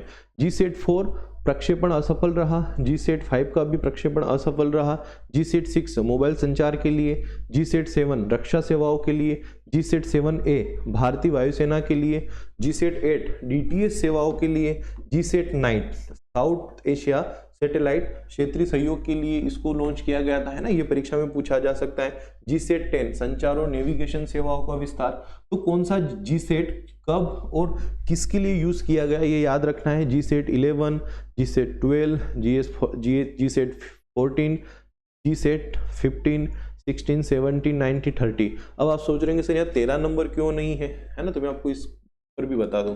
13 नंबर को जनरली इसमें अशुभ माना जाता है, ऐसा कहा जाता है कि भाई 13 नंबर का उपग्रह अगर होगा तो वो सफल नहीं होगा, है ना। इसके पीछे की भी एक कहानी है, हम उस कहानी में नहीं जाएंगे। बाकी 13 नंबर जनरली आपको नहीं मिलेगा, ना 13 तारीख मिलेगी ना 13 नंबर मिलेगा, ठीक है। चलिए, तो ये कुछ प्रमुख उपग्रह हैं और इन उपग्रहों को किन उद्देश्यों के लिए लॉन्च किया गया था वो सारा यहाँ पर लिखा है, तो ये आपको याद रखना है। अगर हम विशेषताओं और क्षमताओं की बात करें तो जीसैट उन्नत संचार प्रौद्योगिकी इसमें थी, डीटीएच टेलीविजन प्रसारण, इंटरनेट और ब्रॉडबैंड सेवाएं, सामरिक और रक्षा उपयोग, है ना। ये सारी चीजें आप यहाँ पर बोर्ड पर देख पा रहे हैं, ये आपके पढ़ने के लिए है ना। आप इनको पढ़िएगा, ठीक है। क्षेत्रीय सहयोग के लिए, है ना, इन सब के लिए इनका उपयोग, मतलब इन सब के लिए ये महत्वपूर्ण है, ठीक है। चलिए नेक्स्ट बात करें इनका उपयोग और योगदान, है ना। तो ये सारे इनका उपयोग है, जीसैट श्रृंखला के जो उपग्रह हैं इन सब के ये उपयोग यहाँ पर लिखे हैं, आपको पढ़ना है। चलिए अब हम बात करते हैं कार्टोसेट। कार्टोसेट किस प्रकार का है, तो अभी थोड़ी देर ही पहले हमने देखा था कि कार्टोसेट जो है वो जनरली पृथ्वी के अवलोकन और रिजोल्यूशन इनके लिए डिजाइन किए गए हैं, है ना। तो कार्टोसेट के बारे में अगर बात करें तो कार्टोसेट भारतीय अंतरिक्ष अनुसंधान संगठन द्वारा विकसित उपग्रहों की एक श्रृंखला है जो मुख्य रूप से पृथ्वी की सतह का उच्च रिजोल्यूशन है ना। और इन ग्रहों का जो पृथ्वी है ना, उस पृथ्वी के अवलोकन के लिए इनको डिजाइन किया गया है, जैसे शहरी नियोजन, कृषि प्रबंधन, आपदा प्रबंधन, सीमा निगरानी आदि। आप इनको बोल सकते हो कि ये एक प्रकार से रिमोट सेंसिंग उपग्रह हैं। चलिए नेक्स्ट हम बात करते हैं शुरुआत और विकास। तो कार्टोसेट श्रृंखला की शुरुआत 5 मई 2005 को हुई, है ना। यह श्रृंखला पृथ्वी की क्षमताओं को, पृथ्वी की अवलोकन क्षमताओं को बेहतर बनाने के लिए शुरू की गई, ठीक है। चलिए ये सारी चीजें आपको याद रखना है, जो मुख्य हैं मैं उन पर जोर दे रहा हूँ, बाकी चीजें पढ़ने क्या पढ़िएगा। प्रमुख उद्देश्य क्या है इनका, पृथ्वी की सतह का विस्तृत और सटीक अवलोकन, भूस्थानिक डेटा प्रदान करना, प्राकृतिक संसाधनों का प्रबंधन और नियोजन में सहायता, सीमाओं की निगरानी और सुरक्षा, आपदा प्रबंधन जैसे बाढ़, भूस्खलन, चक्रवातों की निगरानी करना, ये सारा इन कार्टोसेट का उद्देश्य है। अब कार्टोसेट प्रमुख कब लॉन्च किए गए, है ना। ये जो टेबल जो बना रखी है ना, ये एग्जाम की दृष्टि से बहुत इंपॉर्टेंट है ना, तो इसलिए इन पर आपको जोर देना है। कार्टोसेट फर्स्ट 2005 पहला स्टीरियोस्कोपिक इमेजिंग उपग्रह, Cartosat 2 2007, Cartosat 2A 2008, 2B 2010, 2C 2016, 2D 2017, 2E 2017, Cartosat 3 2019, ठीक है। तो ये सारे उपग्रह और इनके उद्देश्य, उपयोग, ये सब यहाँ पर लिखे हैं, तो ये सब आपको पढ़ लेना है, याद रखना है। परीक्षक यहाँ से प्रश्न एग्जाम में आपसे पूछ सकता है। और इनकी तकनीकी विशेषता क्या थी, तो भाई ये उच्च रिजोल्यूशन की इमेज हमें देता है, स्टीरियोस्कोपिक इमेजिंग हमें देता है, ऑप्टिकल और मल्टी स्पेक्ट्रम उपकरण इसमें लगे हैं, प्रणालीगत कवरिंग है ना। तो ये सारी चीजें जो हैं इसको विशेष बनाती हैं, जो आपको पढ़ना है, ठीक है। इसमें बड़े क्षेत्र को कवर करने की क्षमता है, ठीक है। इसके उपयोग के क्षेत्र शहरी और ग्रामीण नियोजन, कृषि और जल संसाधन, आपदा प्रबंधन, सुरक्षा और निगरानी, पर्यावरण और वन संसाधन, ठीक है। ये इसके प्रमुख क्षेत्र हैं। इसकी उपलब्धियां कि भी ये सटीक मानचित्र हमने इसके द्वारा तैयार किया, आपदा प्रबंधन में इसका योगदान है, उन्नत निगरानी, आर्थिक विकास, है ना, इन सब में इसका विशेष योगदान है। ये सारी चीजें आपको यहाँ पर देखना है, ठीक है।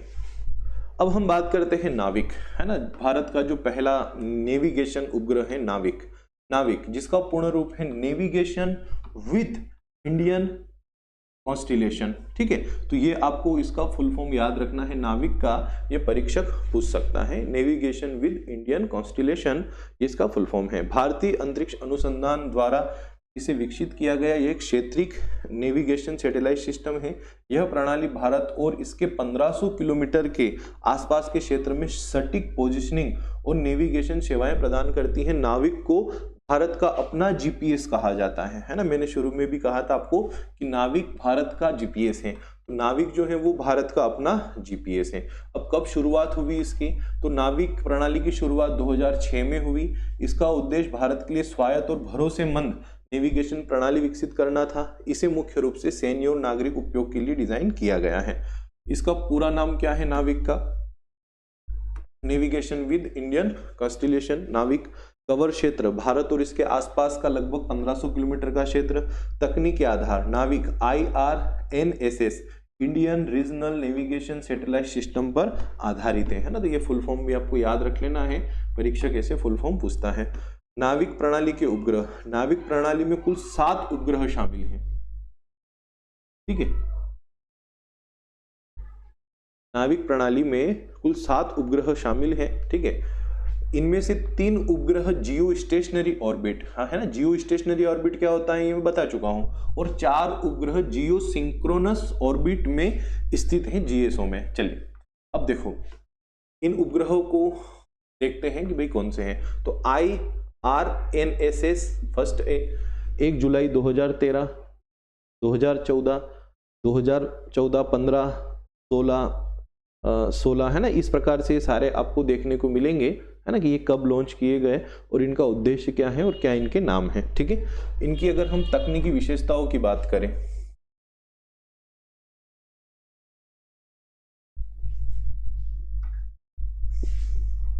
ठीक है, ये 7 उपग्रह हमने यहां पर देखे हैं, है ना। ये 7 उपग्रह हो गए इस प्रणाली में जो शामिल हैं। चलिए अब हम आगे बात करते हैं इसकी तकनीकी विशेषताएं। नाविक की तकनीकी विशेषताएं, सटीक पोजिशनिंग, है ना। 2 प्रकार के सिग्नल, एसपीएस और RS. SPS standard positioning service, RS का मतलब है रेस्ट्रिक्टेड सर्विस, है ना, सैन्य और अधिकृत उपयोग के लिए, नागरिक उपयोग के लिए। मतलब नाविक 2 प्रकार के सिग्नल हैं, उसमें एक है एसपीएस जो नागरिकों के लिए है, और आरएस जो है वो सैन्य और अधिकृत उपयोग के लिए है, ठीक है। तो ये भी आपको याद रखना है। घटकों का वितरण, जियो स्टेशनरी ऑर्बिट में 3 उपग्रह भारत के ऊपर स्थिर रहते हैं, और जियो सिंक्रोनस ऑर्बिट में 4 उपग्रह भारत और उसके आसपास घूमते हैं, ठीक है। तो इसमें कुल 7 उपग्रह हैं, जिसमें से 3 जियो स्टेशनरी में और 4 जो हैं जियो सिंक्रोनस में, जो भारत के आसपास घूमते हैं। परमाणु घड़ियां हैं इसमें जो सटीक समय बताती हैं।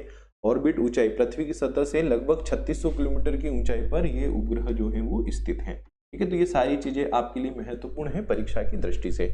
इसके उपयोग के क्षेत्र, सैन्य इसका उपयोग किया जाता है, नागरिक उपयोग है इसके, आपदा प्रबंधन में, कृषि में इसका उपयोग किया जाता है, ठीक है, मछली पकड़ने में उपयोग किया जाता है। नाविक की विशेषताएं और उपलब्धियां, तो ये स्वदेशी है। सबसे पहली इसकी विशेषता यह है कि ये स्वदेशी है। आर्थिक उपयोग, आयातित नेविगेशन सेवाओं की आवश्यकता कम हुई, है ना, हमने हमारा नेविगेशन सिस्टम तैयार कर लिया। राष्ट्रीय सुरक्षा में योगदान है, मछुआरों के लिए सहायता, सार्वजनिक उपकरणों में उपयोग, है ना। तो इस प्रकार से इसकी कई सारी उपलब्धियां हैं, है ना। सबसे अच्छी बात कि भाई हमारा खुद का सैटेलाइट है जिसके द्वारा से हम पूरा नेविगेशन देख रहे हैं। मान लीजिए अमेरिका का यूज करेंगे तो भाई हम तो देखेंगे, साथ में अमेरिका भी तो देखेगा कि कहाँ पर क्या चीजें हो रही हैं, है ना। तो ये तो अच्छी है ना कि भाई हमारे पास हमारी खुद की नेविगेशन प्रणाली है, ठीक है। चलिए अब हम बात करते हैं चंद्रयान श्रृंखला। तो चंद्रयान श्रृंखला में अब तक कुल 3 उपग्रह लॉन्च हुए हैं चंद्रयान श्रृंखला में। चंद्रयान श्रृंखला भारतीय अंतरिक्ष अनुसंधान के प्रमुख चंद्र अन्वेषण मिशन है। इन मिशनों का उद्देश्य चंद्रमा की सतह, उसकी संरचना, जल की उपस्थिति और अन्य वैज्ञानिक पहलुओं का अध्ययन करना। अब चंद्रयान मिशन के तहत जो पहला सैटेलाइट गया था, जिसको हम जानते हैं चंद्रयान फर्स्ट के नाम से, 22 अक्टूबर 2008 को PSLV-C सेकंड, ये लॉन्च वाहन था। याद रखिएगा, परीक्षा में पूछा जा सकता है। कहाँ से लॉन्च किया था? सतीश धवन अंतरिक्ष केंद्र श्रीहरिकोटा से। अब इसका उद्देश्य क्या था? चंद्रमा की सतह पर खनिजों और रासायनिक यौगिकों का अध्ययन करना, चंद्रमा पर जल अणुओं की उपस्थिति की खोज करना, ये इसका उद्देश्य था। अब इसकी उपलब्धियों पर चर्चा करें तो इसने क्या क्या हासिल किया। तो चंद्रमा की सतह पर जल अणुओं की उपस्थिति की पहली बार चंद्रयान फर्स्ट ने पुष्टि की। 3400 से अधिक चंद्रमा की तस्वीरें इसने भारत में भेजी। मिशन की अवधि 2 साल की योजना थी, लेकिन 10 महीने में मिशन समाप्त हुआ, ठीक है। मिशन की अवधि 2 साल की योजना थी, लेकिन 10 महीने में मिशन जो है वो समाप्त हुआ। मतलब 10 महीने में ही उसने वो सारा काम कर लिया जिसके लिए उसको भेजा गया था। चलिए चंद्रयान सेकंड 22 जुलाई 2019 GSLV-M के देश MI ये लॉन्च वाहन है। लॉन्च स्थल सतीश धवन अंतरिक्ष केंद्र श्री हरिकोटा, और इसमें जो उपकरण थे, एक तो ऑर्बिटर था, एक लैंडर था जिसका नाम विक्रम था, और एक रोवर था जिसको चंद्रमा की सतह पर घूमना था, उसका नाम था प्रज्ञान। अब आप जानते हैं चंद्रयान सेकंड जो है वो विफल रहा, ठीक है, और इसका जो उद्देश्य था वो उद्देश्य था चंद्रमा के दक्षिणी ध्रुव का अध्ययन करना, चंद्रमा की स्थलाकृति, खनिज विज्ञान और जल बर्फ की उपस्थिति का विश्लेषण करना, परंतु ये असफल रहा, ठीक है। यहाँ पर लिखा है पूरा, ऑर्बिटर तो सफलतापूर्वक कक्षा में स्थापित हो गया था और जो अभी भी सक्रिय है, परंतु विक्रम लैंडर और प्रज्ञान रोवर का लैंडिंग प्रयास असफल रहा। ऑर्बिटर ने चंद्रमा की सतह और वातावरण का महत्वपूर्ण डेटा भेजा, मतलब ये, और हम ऑर्बिट तक तो पहुंचे परंतु चंद्रमा की सतह पर पहुंचने में असफल रहे। जो लैंडिंग है और रोवर की और लैंडर की, वो लैंडिंग सॉफ्ट नहीं हो पाई थी, आप सबने देखा होगा, है ना, हार्ड लैंडिंग की वजह से वो जाकर सतह से टकराकर उसका कनेक्शन जो है वो टूट गया था। चलिए, फिर आता है नंबर चंद्रयान 3 का। लॉन्च तिथि 14 जुलाई 2023।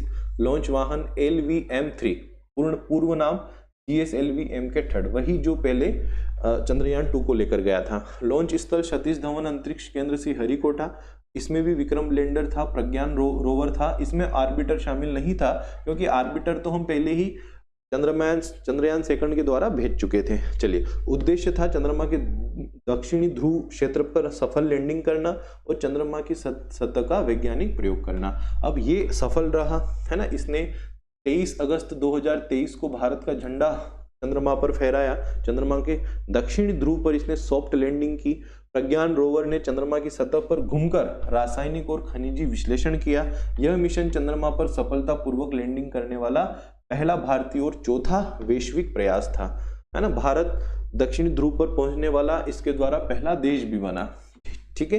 प्रमुख विशेषताएं और योगदान, तो चंद्रयान फर्स्ट की खोज जल अणुओं की उपस्थिति की पुष्टि की, खनिजों और मैग्नेटिक मैपिंग में इसने योगदान दिया।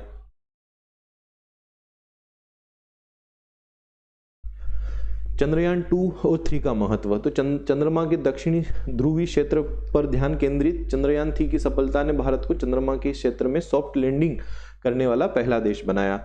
विज्ञान और प्रौद्योगिकी में योगदान, चंद्रमा के वायुमंडल, सतह संरचना और खनिज संरचना की बेहतर समझ, भारत की अंतरिक्ष क्षमताओं में वृद्धि हुई, ठीक है। तो काफी महत्वपूर्ण है ये चंद्रयान सीरीज के उपग्रह। चलिए, अब हम बात करते हैं मंगलयान की। मार्स ऑर्बिट मिशन मोम, मंगलयान जिसे मंगल ऑर्बिट मिशन मोम भी कहा जाता है, इसरो ने ही इसे विकसित किया था। चलिए, अब ये कब लॉन्च हुआ, तो लॉन्च की बात करें तो लॉन्च हुआ था यह 5 नवंबर 2013 को। लॉन्च वाहन था PSLV C-25। लॉन्च स्थल सतीश धवन अंतरिक्ष केंद्र हरिकोटा। इसका लक्ष्य ग्रह जो था वो मंगल, है ना। और लागत कितनी थी इसकी, तो इसकी लागत थी मात्र देखा जाए तो 450 करोड़ रुपए। ये सबसे सस्ता था दुनिया का, है ना। मात्र 4.5 अरब में हम मंगल पर पहुंच गए। ऑर्बिट में प्रवेश किया था इसने 24 सितंबर 2014 को। 2013 को लॉन्च हुआ था, 24 सितंबर 2014 को इसने मंगल ग्रह की कक्षा में प्रवेश किया। और इसके उद्देश्य क्या क्या थे, इसको भेजने के पीछे के उद्देश्यों की बात करें तो मंगल ग्रह की सतह और वातावरण का अध्ययन करना, मंगल ग्रह के चारों ओर एक ऑर्बिटर स्थापित करना, मंगल पर मीथेन गैस की उपस्थिति और उसके संभावित स्रोतों का पता लगाना, मंगल ग्रह की स्थलाकृति, खनिज विज्ञान और वातावरण का विश्लेषण करना, भारतीय अंतरिक्ष अनुसंधान संगठन इसरो की गहरी अंतरिक्ष मिशनों में क्षमता का परीक्षण, ठीक है। तो ये सारी इसके उद्देश्य थे। चलिए, प्रमुख उपकरण और पेलोड जो इसके साथ थे, है ना, ये महत्वपूर्ण है, पूछे जा सकते हैं। मंगलयान पर 5 वैज्ञानिक उपकरण लगे थे जो मंगल ग्रह के वातावरण और सतह का अध्ययन करने के लिए डिजाइन किए गए थे। कौन से थे वो 5 जो इस पर लगे थे? एक था लिमन अल्फा फोटोमीटर, एक था मीथेन सेंसर फॉर मार्स, एक था मार्स कलर कैमरा, एक था थर्मल इंटरफेरेड इमेजिंग स्पेक्ट्रोमीटर, एक था मार्स एक्सोस्फेरिक न्यूट्रल कंपोजिशन एनालाइजर, ठीक है। तो ये 5 कंपोनेंट इस पर लगे थे और इनके क्या काम थे वो काम भी लिखे हैं, है ना, कि किसका क्या काम था वो सारा यहाँ पर लिखा है, आप इसको पढ़ सकते हैं, ठीक है। ये भी महत्वपूर्ण है, परीक्षा में पूछा जा सकता है। उपलब्धियां, पहले ही प्रयास में ये सफल रहा, है ना, और भारत पहले ही प्रयास में मंगल तक पहुंचा, ठीक है। इससे पहले ऐसा कोई भी देश सफल नहीं हो पाया। कम लागत में हमने काम किया, प्रति किलोमीटर लागत एक ऑटो रिक्शा की सवारी से भी कम थी। मतलब 4.5 अरब रुपए लगे हैं। अगर आप ऑटो रिक्शा लेकर जाते ना मंगल तक, तो ऑटो रिक्शा का बिल ज़्यादा बन जाता, उससे भी कम प्राइस में हमने हमारे उपग्रह को मंगल तक पहुंचा दिया। मतलब पृथ्वी से मंगल तक की जो दूरी है, अगर वो दूरी आप किसी ऑटो से तय करोगे ना, तो ऑटो का बिल ज़्यादा आएगा, और हमने हमारे उपग्रह को वहाँ भेज दिया, है ना। तो सोचिए कितनी कम लागत में ये काम हमारे द्वारा किया गया। वैज्ञानिक डाटा भेजा गया, है ना, और प्रेरणा भी है, ये भी एक उपलब्धि है ना, कि यह मिशन विज्ञान और अंतरिक्ष क्षेत्र में भारत के युवाओं के लिए प्रेरणा का स्रोत बना। तकनीकी चुनौतियां और समाधान, है ना, जो इसके साथ चुनौतियां रही, गहरे अंतरिक्ष में संचार, है ना, ऑर्बिट इंजेक्शन, ईंधन की बचत, थर्मल डिजाइन, ये सारी चुनौतियां थी, जिन चुनौतियों से निपटकर हमारे वैज्ञानिकों ने इस मिशन को सफल बनाया, है ना। और मिशन की समय सीमा, तो मंगलयान को केवल 6 महीने तक काम करने के लिए डिजाइन किया गया था, लेकिन इसने 8 साल से अधिक समय तक काम किया। सोचिए, 6 महीने के लिए हमने डिजाइन किया था, 8 साल तक उसने काम किया। सितंबर 2022 में मंगलयान ने ईंधन और बैटरी समाप्त होने के कारण कार्य करना बंद कर दिया। मतलब 2022 तक मंगलयान जो है वो एक्टिव था। वैश्विक स्तर पर प्रभाव, भारत की उपलब्धि, है ना, मंगल तक पहुंचने वाला चौथा देश, रूस, अमेरिका, यूरोपीय संघ के बाद भारत चौथा देश बना, है ना। चीन भी नहीं है उस लिस्ट में। अन्य देशों से तुलना, अमेरिका के मंगल मिशनों की तुलना में भारत के मंगलयान की लागत बहुत कम थी। विज्ञान में योगदान, मंगल पर मीथेन की अनुपस्थिति और अन्य खनिजों के बारे में इस मंगलयान ने बहुत सारी जानकारी विश्व को दी। नासा ने भी हमसे जानकारी ली कि भैया बताओ तुम्हारे मॉम ने क्या क्या वहां पर खोजा। चलिए, मिशन का महत्व, तकनीकी सफलता, वैज्ञानिक डेटा, आर्थिक प्रबंधन, अंतर्राष्ट्रीय प्रतिष्ठा, है ना। आखिर में भारत की प्रतिष्ठा बनी, है ना, मंगलयान की सफलता के बाद। चलिए नेक्स्ट हम बात करें रीसेट श्रृंखला, रडार इमेजिंग सैटेलाइट, लॉन्च वर्ष 2009 से, उद्देश्य निगरानी और आपदा प्रबंधन, है ना। जो रीसेट था, इनका ये उद्देश्य था। चलिए नेक्स्ट, आदित्य एल, जो भी वर्ष 2023 में हमने लॉन्च किया सूर्य के अध्ययन के लिए। GSAT-7 और GSAT-7A सामरिक और रक्षा सेवाओं के लिए। EOS, अर्थ ऑब्जर्वेशन सैटेलाइट, 2020 से लॉन्च किए, और इनका उद्देश्य विभिन्न प्रकार के पृथ्वी अवलोकन कार्य। ठीक है, नेक्स्ट है small satellite launch vehicle, SSLV-D1 उपग्रह, लॉन्च वर्ष 2022, और इसका उद्देश्य छोटे उपग्रहों के प्रक्षेपण के लिए विशेष रूप से डिजाइन करना, मतलब इसको डिजाइन किया गया। ठीक है, तो ये हमारी उपग्रह प्रौद्योगिकी हुई। उपग्रह प्रौद्योगिकी में हमने देखा भारत के प्रमुख उपग्रहों की बात की, उपग्रह क्या होते हैं, कितने प्रकार के होते हैं, वो सब हमने देखा। भारत ने अब तक कितने क्या उपग्रह लॉन्च किए प्रमुख, वो हमने देखा। ये सारी चीजें हमने जानी और समझी। अब हम बात करते हैं अंतरिक्ष प्रौद्योगिकी की, जो हमारा सिलेबस में है ना, उपग्रह एवं अंतरिक्ष प्रौद्योगिकी। तो उपग्रह प्रौद्योगिकी देखिए, अब अंतरिक्ष प्रौद्योगिकी की बात करते हैं। तो अंतरिक्ष प्रौद्योगिकी वह तकनीक क्षेत्र है जो अंतरिक्ष में कार्य करने, वहां शोध करने, उपग्रह भेजने, रॉकेट लॉन्च करने और ग्रहों और अन्य अंतरिक्ष वस्तुओं की खोज करने के लिए विकसित किया गया है। अंतरिक्ष प्रौद्योगिकी में कई सारे घटक होते हैं। पहला होता है रॉकेट और लॉन्च व्हीकल्स। रॉकेट और लॉन्च व्हीकल्स, अब ये क्या होते हैं इनको समझते हैं। रॉकेट वह वाहन है जो उपग्रहों और अन्य उपकरणों को पृथ्वी से अंतरिक्ष में भेजने के लिए प्रयोग में लाए जाते हैं। इनमें बहुत सी जटिल प्रौद्योगिकियां होती हैं जो विभिन्न प्रकार के ईंधन और शक्ति प्रणालियों का उपयोग करती हैं, है ना। वही फटाके वाला सिस्टम जो मैंने आपको बताया था कि दिवाली पर सुतली बम फोड़ते हैं, डब्बा रखते हैं, डब्बा उड़कर ऊपर जाता है, ठीक उसी प्रकार से इस रॉकेट में कई सारी टेक्नोलॉजी होती है। ठीक है, प्रमुख लॉन्च वाहन जैसे polar satellite launch vehicle PSLV, global satellite launch vehicle GSLV, इनका उपयोग उपग्रहों को पृथ्वी की कक्षा में स्थापित करने के लिए किया जाता है। ठीक है, किनका उपयोग, GSLV और PSLV का। नेक्स्ट हम बात करें उपग्रह निर्माण। ठीक है, अंतरिक्ष प्रौद्योगिकी का हिस्सा है। तो उपग्रहों का निर्माण अत्यधिक उच्च तकनीकी उपकरणों और सामग्री से किया जाता है। यह बेहद सटीक और मजबूत संरचनाओं का काम होता है, क्योंकि उपग्रहों को अंतरिक्ष में खराब परिस्थितियों का सामना करना पड़ता है, जैसे कि उच्च तापमान, विकिरण, निर्वात। उपग्रहों में संचार प्रणाली, ऊर्जा प्रबंधन प्रणाली और डेटा प्रसंस्करण उपकरण शामिल होते हैं। ठीक है, अंतरिक्ष मिशन। अंतरिक्ष मिशन वह योजना है और अभियान होते हैं जो किसी निश्चित उद्देश्य के लिए अंतरिक्ष में भेजे जाते हैं। मिशन बहुत विविध हो सकते हैं, जैसे चंद्र mission, Chandrayaan first, Chandrayaan second, जैसे ग्रह मिशन है ना, मंगलयान। अंतरिक्ष वेधशाला जैसे एस्ट्रोसेट, भारत की पहली अंतरिक्ष वेधशाला है ये एस्ट्रोसेट। अंतरिक्ष पर्यटन, निजी कंपनियों जैसे स्पेस एक्स और ब्लू ओरिजिन है ना, अंतरिक्ष पर्यटन के लिए योजनाएं बनाई हैं। ठीक है, तो ये सारी की सारी चीजें अंतरिक्ष प्रौद्योगिकी में आती हैं। उपग्रह नेटवर्क और प्रणाली, सैटेलाइट नेटवर्क एंड सिस्टम्स, विभिन्न उपग्रहों के बीच एक नेटवर्क स्थापित करना ताकि वे मिलकर बेहतर सेवाएं प्रदान करें, जैसे कि नाविक, भारत की उपग्रह नेविगेशन प्रणाली है जो देश के क्षेत्र में जीपीएस सेवाएं प्रदान करती हैं। डेटा और संचार प्रणाली, अंतरिक्ष से प्राप्त डेटा संचार की प्रक्रिया अत्यधिक जटिल होती है, जिसमें पृथ्वी और अंतरिक्ष के बीच डेटा को संचारित करने के लिए उपग्रहों का उपयोग किया जाता है। यह संचार प्रणाली टेलीमेट्री, ट्रैकिंग और कमांड सिस्टम से जुड़ी होती है। ये कुछ बेसिक चीजें हैं जो सिर्फ आपको पढ़ना है। भारत की अंतरिक्ष प्रौद्योगिकी, अब हम भारत की अंतरिक्ष प्रौद्योगिकी देखते हैं। तो भारत की अंतरिक्ष प्रौद्योगिकी का क्षेत्र बेहद विकसित और वैश्विक स्तर पर सम्मानित है। भारतीय अंतरिक्ष अनुसंधान संगठन इसरो ने प्रौद्योगिकी क्षेत्र में कई महत्वपूर्ण कदम उठाए हैं, है ना। क्या क्या कदम उठाए उनको देखते हैं। तो इसरो है ना, इसरो क्या है, ये सारी चीजें कब बना है ना, ये सारा हम पढ़ चुके हैं। इसरो के प्रमुख मिशन की भी हम बात कर चुके हैं।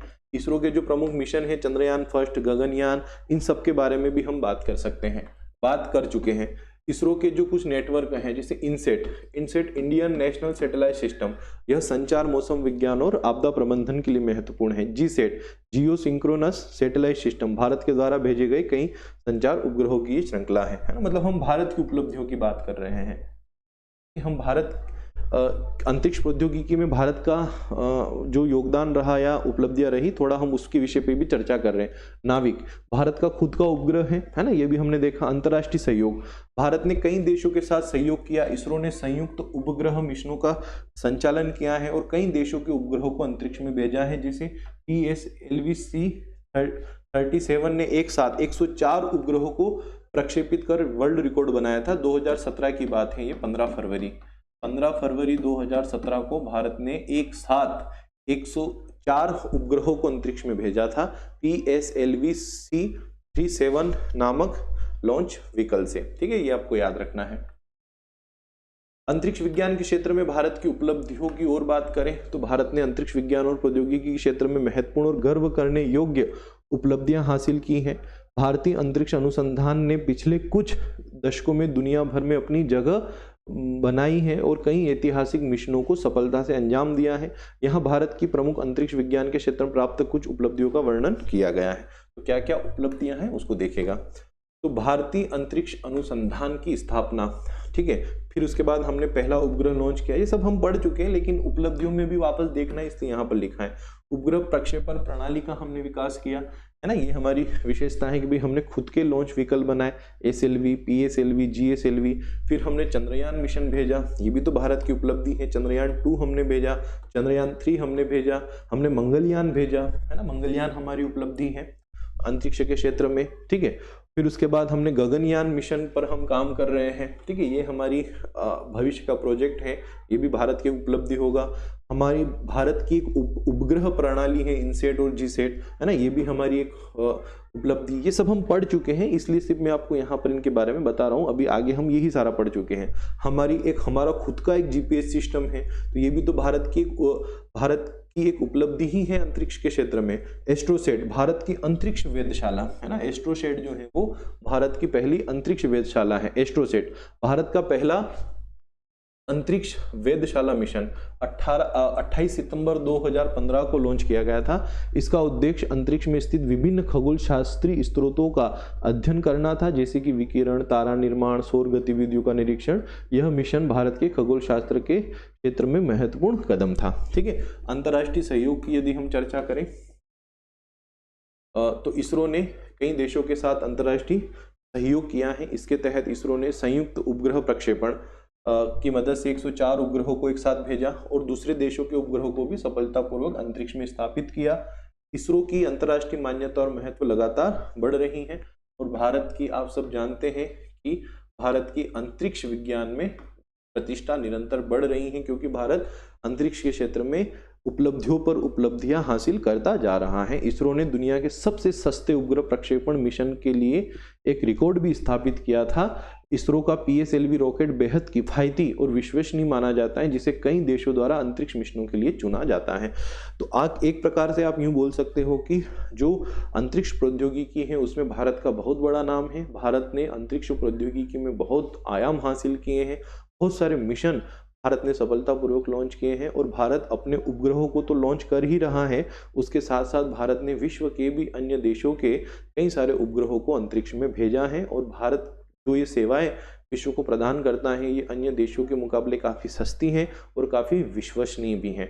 हमने पूरी उपग्रह टेक्नोलॉजी देखी, हमने अंतरिक्ष प्रौद्योगिकी भी देखी, और साथ ही साथ हमने अंतरिक्ष प्रौद्योगिकी में भारत का जो उपलब्धियां हैं वो भी हमने देखा। ठीक है स्टूडेंट, तो ये टॉपिक हमारा कंप्लीट हुआ। अगर कोई भी डाउट हो आपको तो मैसेज कीजिएगा। मिलते हैं अगली क्लास में।